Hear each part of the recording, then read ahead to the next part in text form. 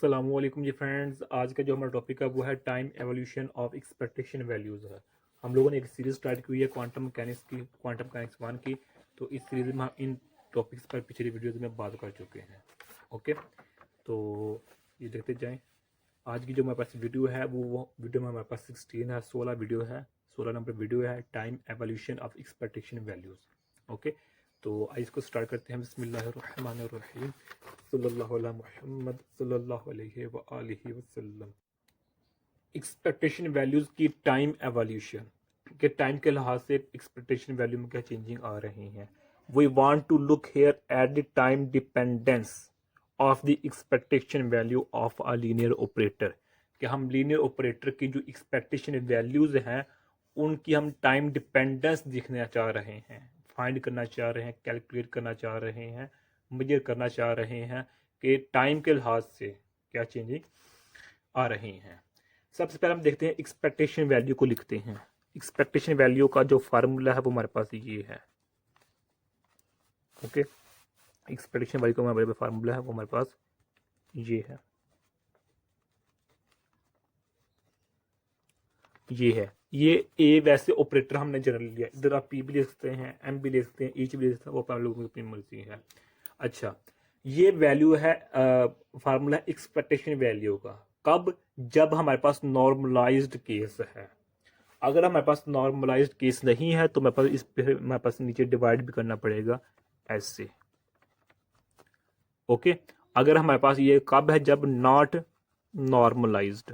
अगर हमारे पास नॉर्मलाइज्ड है तो उस केस में हमारे पास क्या होगा? ये होगा सिर्फ। ओके, अब क्या होगा? इसका हम टाइम डेरिवेटिव लेंगे ऑन बोथ साइड। ओके, इधर भी टाइम डेरिवेटिव लेंगे, इधर भी टाइम डेरिवेटिव लेंगे।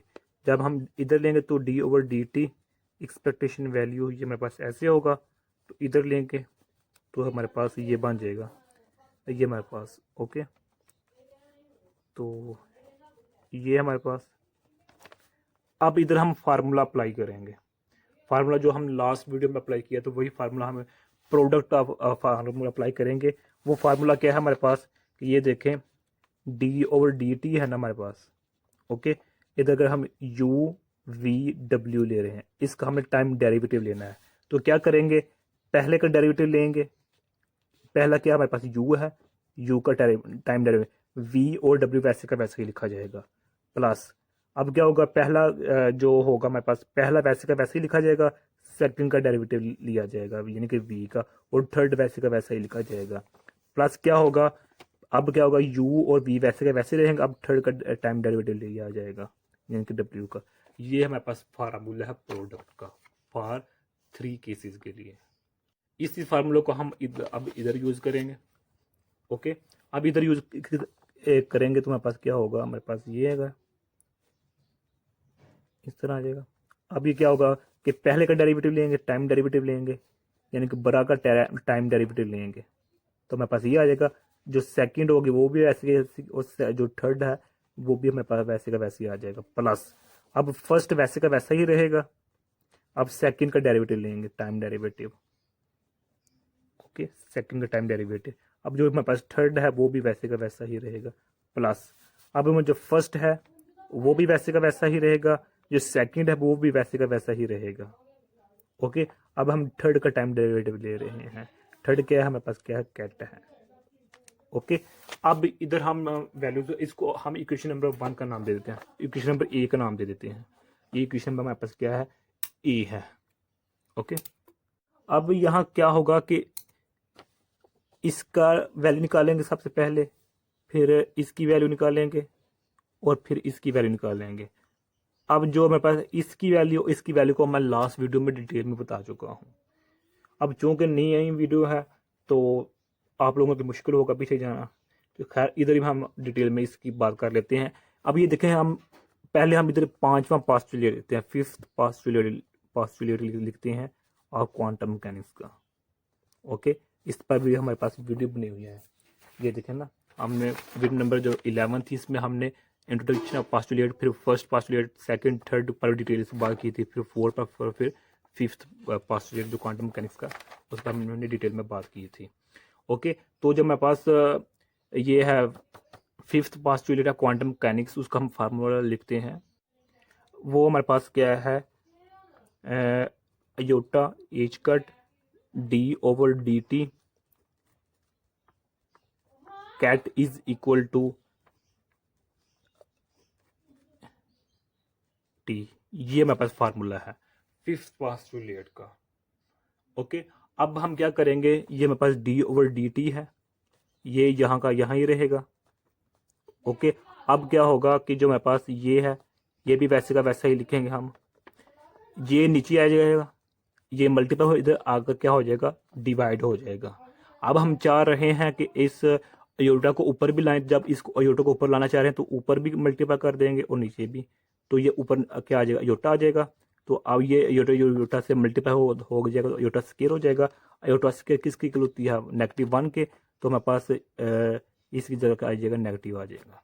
एक बार हमारे पास क्या फॉर्म बन जाएगी, नेगेटिव अयोटा एच कट, तो हमारे पास ये फॉर्म बन जाएगी डी ओवर डी टी।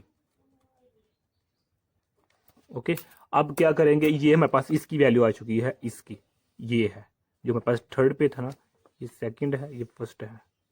अब थर्ड की जो हमारे पास कैट की है वैल्यू आ चुकी है। अब हम इसकी वैल्यू निकालना चाह रहे हैं ब्रा की। ब्रा की जब वैल्यू निकालेंगे इसका हम एडजॉइंट ले लेंगे, यानी कि हर्मिशियन एडजॉइंट ले लेंगे। तो हर्मिशियन एडजॉइंट ले लेंगे तो हमारे पास ये क्या हो जाएगा, ब्रा में चेंज हो जाएगा। ओके, तो डी ओवर डी है, ब्रा में चेंज हो जाएगा। अब क्या होगा, जो हमारे पास अयोटा है, अगर ये हमारे पास नेगेटिव अयोटा इसका हम एडजॉइंट ले रहे हैं तो हमारे पास क्या हो जाएगा, अयोटा, तो हमारे पास ये पॉजिटिव अयोटा इसका इस तरह हो जाएगा, तो ये भी ब्रा में चेंज हो जाएगा। तो यहाँ हमारे पास आ जाएगा, इसके ऊपर भी डैगर आ जाएगा, क्योंकि हम इधर हमारे पास हर्मिशियन है तो इसको हम इस तरह लिख सकते हैं, इसलिए इधर मैंने ख़त्म कर दिया। अब ये हमारे पास बी कह लें, ये हमारे पास सी कह लें। अब बी की वैल्यू को हम इधर पुट कर देते हैं और सी की वैल्यू इधर पुट कर देते हैं, तो हमारे पास ये इक्वेशन आ जाएगी। अब जो इसका टाइम डेरिवेटिव होगा, यानी कि जो हमारे पास डी ओवर डी टी है ना, ये वाला, ये है, इसको हम इस तरह लिख लेंगे।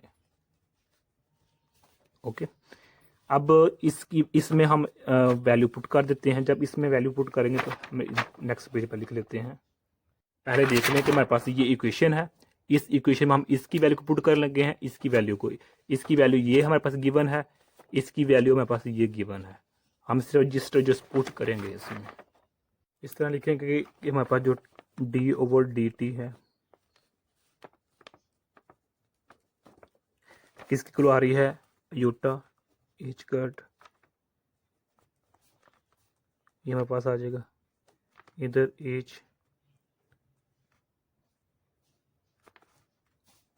तो हमारे पास ये आ जाएगा T negative iota H cut T A H cut T plus, ये प्लस है, इस तरह निकलेंगे हम इसको, T over T A over T, तो हमारे पास ये बराबर टी आ जाए। यानी सिंपल हमने सिर्फ क्या किया है कि हमने वैल्यूज पुट कर दी हैं। जो कैट की वैल्यू थी उसको हमने इधर पुट कर दिया है, जो ब्रा की वैल्यू इसको इधर पुट कर दिया है, और इसकी वैल्यू को हमने इधर पुट कर दिया। अब इसको जो इसको हमने इकट्ठा कर लिया और इसको हमने थर्ड नंबर पे ले गए हैं, तो हमारे पास ये इक्वेशन बन चुकी है। ये देख ले, बिल्कुल इजी है, इसमें कोई मुश्किल बात नहीं है। ओके, तो अब यहाँ देखें, इसको हम मजीद सॉल्व करते हैं इस तरह कि मेरे पास ये बरा वैसे का वैसा ही है, एच, ये एच है और ये मेरे पास ए है। ओके, ये दोनों मेरे पास इधर क्या होगा, एच ए का कम्यूटेटर हो जाएगा, यानी कि जो मेरे पास एच ए है इसको हम इस तरह लिख सकते हैं, इस तरह नेगेटिव ए, इस तरह। ओके, अब क्या आगे, यानी कि सिंपल क्या किया है, हमने कॉमन ले लिया है कि इन दोनों में से देखें, ये दो चीज़ें हैं, ये वाली और ये वाली हमने कॉमन ले लिया है, ये यहाँ आ गई। ओके, और ये वाली और ये वाली कॉमन है, ये बाहर इधर आ गई, और ये वाली इधर आ गई है। दरमियान क्या बच गया, एक ये बच गई, एक ये बच गई। इसको हमने ये लिख दिया और इसको हमने ये लिख दिया, सिर्फ कॉमन लिया है हमने, इन दोनों टर्म में से कॉमन लिया है, हमारे पास ये बच गया। अब हमारे पास थर्ड पे हमारे पास ये आ जाएगी बस।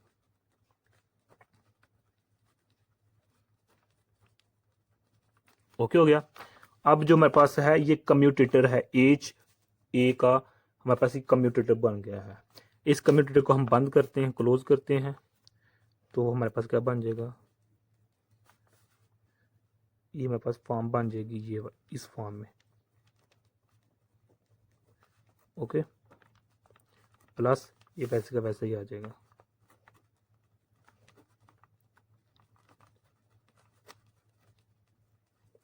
यानी कि जिस तरह हमारे पास ए और बी का कम्यूटेटर के किसकी इक्वल होता है, ये ए बी नेगेटिव बी ए की इक्वल होता है ना। सिमिलरली हमारे पास क्या, इधर एच आ गया, इधर ए आ गया, हमारे पास ये मान गया। डन हो गया। ये हमारे पास फॉर्म आ चुकी है time dependence of expectation values की। इसकी time dependence of expectation value of linear operator की जो हमारे पास फाइनल इक्वेशन आ चुकी है, वो हमारे पास ये आ चुकी है।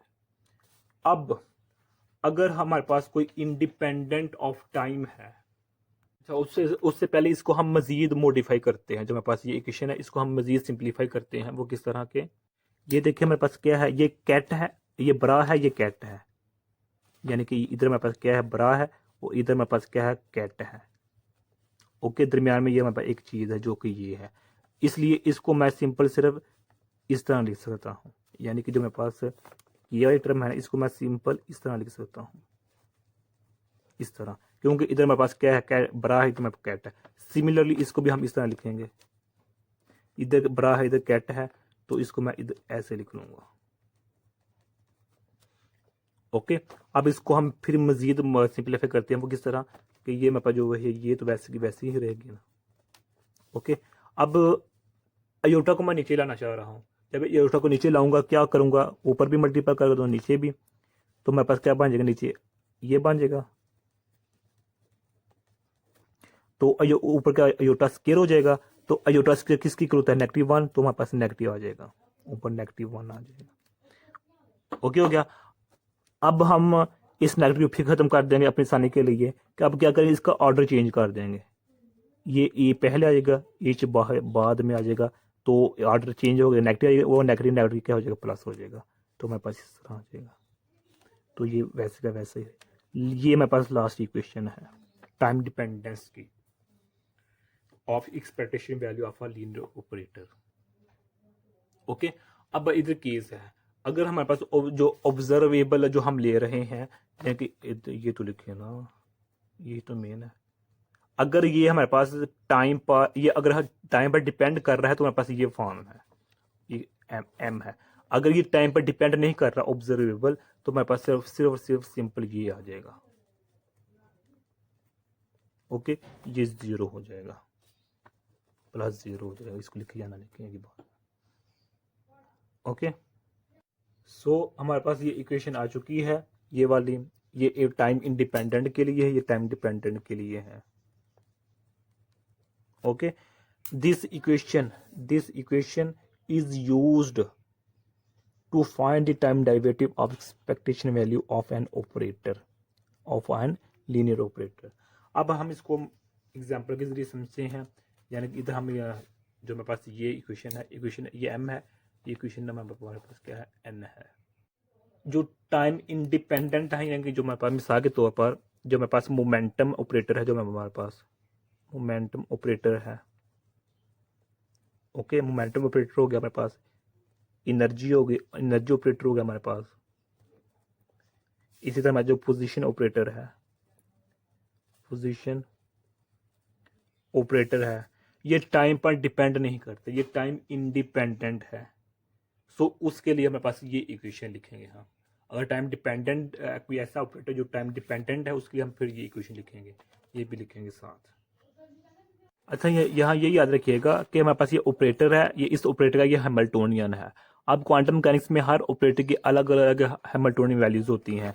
जिस तरह जो हमारे पास सेकंड पोस्टुलेट था ये देखिए जो सेकंड पोस्टुलेट था इसमें हमने डिस्कस किया हुआ है ऑब्जर्वर एंड ऑपरेटर, जब आपने डिस्कस किया था, यानी कि ये देखें ये हमने सेकंड पोस्टुलेट यहाँ डिस्कस किया हुआ है। ओके, तो यहाँ देखें ये हमारे पास क्या है, ये फिजिकल क्वांटिटीज है। ये क्लासिकल मैकेनिक्स में हम इसको इस नंबर सिंबल से डिनोट करते हैं क्वांटम मैकेनिक्स में इससे, और ये ऑपरेटर्स की वैल्यूज हैं, यानी कि पोजीशन की ये वैल्यू है, लीनियर मोमेंटम की ये है, काइनेटिक की ये है, टोटल एनर्जी की ये है, और एंगुलर मोमेंटम का हमारे पास ये है।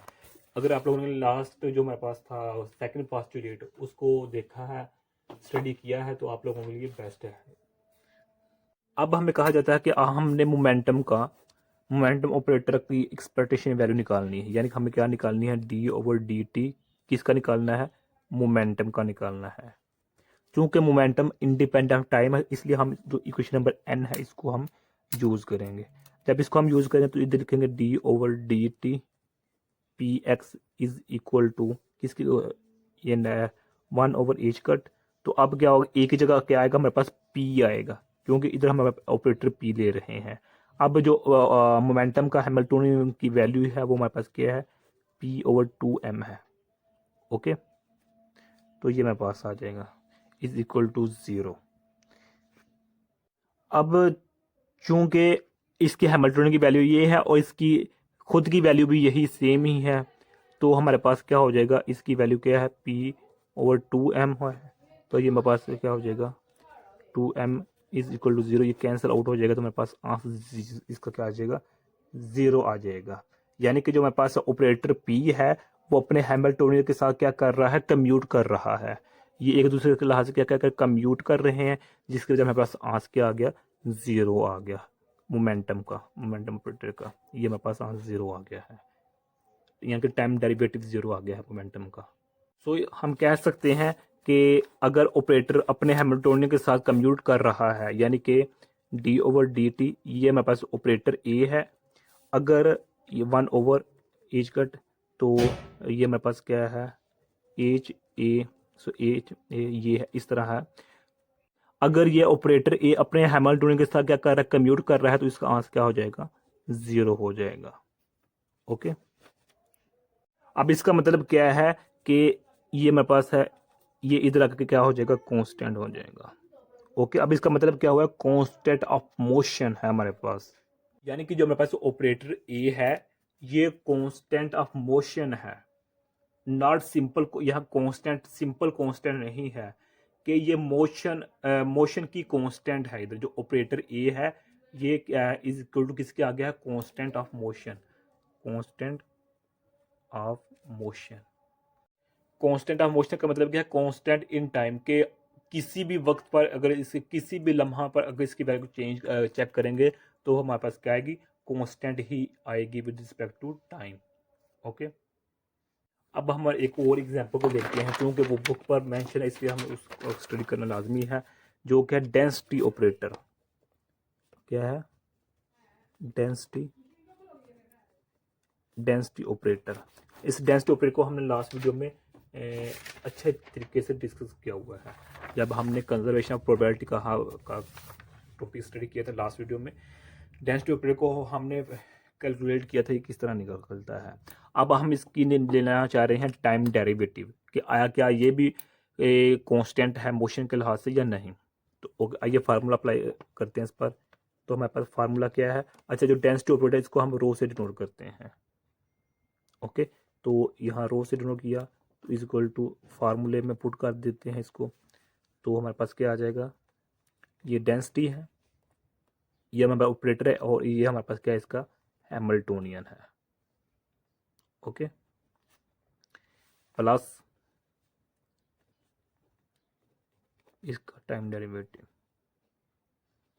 अब ये टाइम डिपेंडेंट है, याद रखिएगा ये टाइम इंडिपेंडेंट नहीं है, इसलिए हमने ये फैक्टर लिखा है। अगर ये भी टाइम इंडिपेंडेंट होता तो हमने ये फैक्टर को 0 कर देना था। अब ये देखें जो हमने मोमेंटम की बात की, क्योंकि मोमेंटम टाइम इंडिपेंडेंट है इसलिए हमने इस टर्म को 0 कर दिया था, हमने सिर्फ यही लिखी थी। अब चूँकि हमारे पास जो डेंसिटी ऑपरेटर है ये टाइम डिपेंडेंट है, इसलिए हमें ये भी लिखना पड़ेगा और ये भी लिखना पड़ेगा। यहाँ की इक्वेशन में जो हमारे पास m है इसको मुकम्मल लिखना पड़ेगा। यहाँ देखें कि जो मेरे पास ये है ये तो वैसे का वैसा ही रहेगा। ओके, इसकी वैल्यू को हमने चेंज करना, इसकी वैल्यू को देखते हैं इसकी वैल्यू क्या निकलती है हमारे पास। अब इसको हम सिंप्लीफाई करते हैं, चूंकि अब इसको मैं इधर मैं ऐसे कर देता हूँ ऐसे। अब चूंकि जो हमारे पास डेंसिटी ऑपरेटर है, जो हमारी डेंसिटी ऑपरेटर है, ये किसके इक्वल है, ये हमारे पास इक्वल है कैट के और बरा के, यानी कि इसके इक्वल है हमारे पास। ओके, ये मेरे पास है डेंसिटी ऑपरेटर। अब हम क्या करेंगे कि इसका टाइम डेरिवेटिव लेंगे, यानी कि इसका हम टाइम डेरिवेटिव लेंगे, तो क्या होगा, इसका टाइम फर्स्ट का टाइम डेरिवेटिव लेंगे, फिर हम सेकंड हमारे पास वैसे की वैसे ही रहेगी। ओके, प्लस अब फर्स्ट वैसे की वैसी रहेगी, सेकंड का टाइम डेरिवेटिव लेंगे।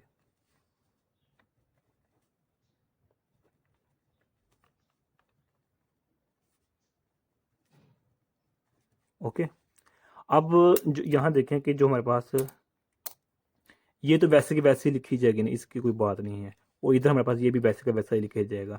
अब हमने इसकी वैल्यू को फाइंड करना है और इसकी वैल्यू को फाइंड करना है।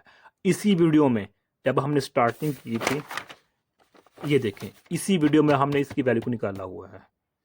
ओके, मैंने पहले बताया है कि अगर आप D over D T use कर लें या फिर आप पार्शियल और पार्शियल टी यूज़ कर लें, एक ही बात है।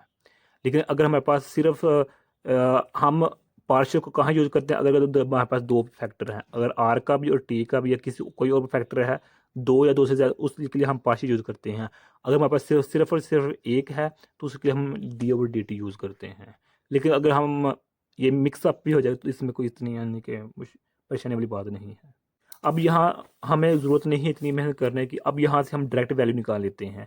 यानी कि देखिए ये मेरे पास जो इक्वेशन बी है ये वाली, ये किसकी वैल्यू निकली हुई है, ये कैट की वैल्यू निकली हुई है और ये ब्रा की वैल्यू निकली हुई है।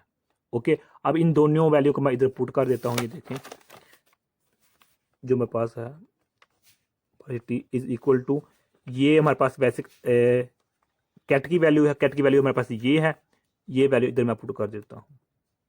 ओके, तो हमारे पास ये आ जाएगा। ओके, तो अब ये जो मेरे पास ये पहले का वैसा ही है, इसको मैंने वैसे का वैसा लिख लिया प्लस। अब जो मेरे पास ये है ये भी वैसे का वैसे लिखना पड़ेगा इसको। अब इसकी वैल्यू को लिखेंगे। अब ये बड़ा है, बड़ा की वैल्यू मेरे पास ये गिवन है, इसकी ये वाली, इसकी वैल्यू को हम इधर पुट करते हैं, क्या हैगा एच का टी, और ये मेरे पास ये वैल्यू आ चुकी है। अब इनको हम सिंप्लीफाई करते हैं, वो किस तरह के देखें, ये मेरे पास अयोटा है, अयोटा ऊपर है, इसको मैं नीचे लाना चाहता हूँ, तो मेरे पास क्या होगा, ये पॉजिटिव हो जाएगा। सिंपल सी बात है, इसको मैं पहले बता चुका हूँ कि ऊपर भी अयोटा से मल्टीप्लाई करेंगे, नीचे भी, तो नीचे वाला अयोटा वैसे का वैसा ऊपर करेंगे, यानी कि इधर हमने अयोटा से मल्टीप्लाई कर दिया है, ऊपर भी और नीचे भी। ये अयोटा इधर नीचे आ जाएगा, ये अयोटा इसके साथ मल्टीपल होगा तो क्या हो जाएगा, अयोटा स्क्वायर बन जाएगा, और अयोटा स्क्वायर -1 की होता है, वो -1 इसके हो जाएगा +1 हो जाएगा। ये हमारे पास वैसे का वैसे ही आ जाएगा। ओके, प्लस अब इधर क्या होगा हमारे पास, यहाँ भी हम वही केस करेंगे कि ये प्लस है, तो इसको मैं इधर लिखता हूँ इसको। अब जो हमारे पास ये वाली टर्म है ना, इसको अयोटा को मैं नीचे लाना चाहता हूँ, तो क्या हो जाएगा, इधर नेगेटिव आ जाएगा, बस ऊपर 1 ओवर योटा हो, जिस तरह हमने इधर किया है कि योटा ऊपर था उसको मैं नीचे लाऊंगा, क्या करूंगा, ऊपर भी योटा से मल्टीप्लाई कर दूंगा, नीचे भी, तो नीचे वाला नीचे रहेगा, ऊपर वाला योटा योटा स्केयर हो जाएगा, तो योटा स्केयर -1 की इक्वल होता है, तो वो नेगेटिव इधर आ जाएगा -1। अब ये हमारे पास बाहर आ जाएगा, बाहर आ गया तो हमारे पास क्या बन जाएगा, -1 ओवर योटा एच कट बन जाएगा। ओके, ऐसा ही होगा, ये वाली टर्म ऐसे आ गई। अब ये वाली टर्म है तो इसको भी हमने ऐसे के वैसे ही लिख लिया, ये मेरे पास बन चुकी है। अब ये आ गया, अब हम यहाँ क्या करेंगे, इधर ध्यान कीजिए, इसको कट ना कर यानी कि कैंसिल ना कर दीजिएगा, यहाँ से बहुत इंपॉर्टेंट बात निकलने लगी है। वो क्या है कि इसको हम इस तरह लिख सकते हैं अब ये देखिए जो मेरे पास ये वाली टर्म है ये क्या है, रो की इक्वल है, यानी कि जो मेरे पास रो है होता है वो क्या होता है, कैट और ब्रा की इक्वल होता है ना, ऐसे ही है। तो जब मेरा कैट ब्रा है तो इसको हम रो की इक्वल लिख देते हैं, वो इधर मेरे पास ये वाला एच आ जाएगा नेगेटिव, ये है। तो यहाँ से क्या निकालेंगे, यहाँ से भी रो आ गया तो ये एच बाहर वाला आ गया। अब क्या करेंगे कि इसको कॉमन ले लिया तो अब क्या बन जाएगा, ये टर्म बन जाएगी। ओके, तो अब ये कम्यूटेटर है किसका, एज का और रो का। तो इसको को मैं इस तरह लिख सकता हूँ, इस तरह लिख सकते हैं जिस तरह हमने लास्ट वीडियो में टाइम एक्सप्रेशन में बात की थी। ओके, तो अब इसको इस तरह लिखते हैं। अब इसका अगर मैं आर्डर चेंज कर दूं, यही यहाँ ये देखें किस तरह लिखा है कि जिस तरह हमारे पास ये होता है ना, इसको हम इस तरह लिख सकते हैं, ए बी का कम्यूटेटर इसके इक्वल होता है। इसी तरह हमने इसको लिख लिया है, इसको मैंने कंबाइन कर दिया है, क्लोज कर दिया है। तो अब देखें इसका अगर मैं आर्डर चेंज कर दूँ, यानी कि इसको मैं पहले ले आऊँ और इसको मैं बाद में लिख लूँ ऐसे, तो क्या होगा, फिर यहाँ नेगेटिव आ जाएगा। मतलब क्या हुआ कि हमारे पास फाइनल इक्वेशन क्या आ गई, -1 यूटा एच कट, ये मेरे पास फाइनल इक्वेशन आ चुकी है। अब इस इक्वेशन को हम, ये वैल्यू है, इसकी वैल्यू को हम इधर पुट कर देते हैं, ये देखें। ओके, यही है ना, इसकी वैल्यू ये आई, इसकी वैल्यू को हम इधर पुट कर देते हैं, हमारे पास क्या आ जाएगा, -1 एच कट। तो ये है, तो मेरे पास आ जाएगा, तो ये क्या हो जाएगा, बिस्मिल्लाह करके काटें तो मेरे पास आंसर क्या आ जाएगा, 0 आ जाएगा। लो जी, ये मेरे पास आंसर आ गया। कि क्या मतलब हुआ कि जो टाइम डेरिवेटिव है डेंसिटी ऑपरेटर का, वो भी कांस्टेंट ऑफ मोशन है टाइम, या कांस्टेंट इन मोशन है, या कांस्टेंट ऑफ मोशन है। ओके हो गया।